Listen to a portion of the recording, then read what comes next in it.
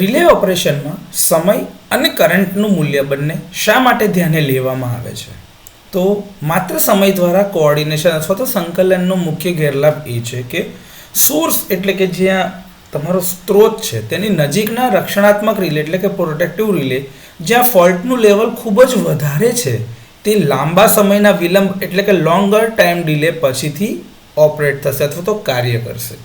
બીજી બાજુ કરંટ દ્વારા જો ડિસ્ક્રિમિનેશન એટલે કે એમાં બે ફોલ્ટ વચ્ચેનો ભેદ પારખવાની જે ક્ષમતા છે એનો એક ગેરલાભ એ છે કે જ્યાં પાવર સિસ્ટમ પરના બે અલગ અલગ ફોલ્ટ લોકેશન વચ્ચેનો અવરોધ નોંધપાત્ર રીતે બદલાતો નથી તો ફોલ્ટ કરંટની તીવ્રતા પણ બદલાશે નહીં. તેથી પ્રોટેક્ટિવ રિલે માટે ઇન ઝોન ફોલ્ટ અને આઉટ ઓફ ઝોન ફોલ્ટ વચ્ચે તફાવત કરવો મુશ્કેલ બનશે. આ સમસ્યાને રિલેના ઓવરરીચિંગ તરીકે ઓળખવામાં આવે છે.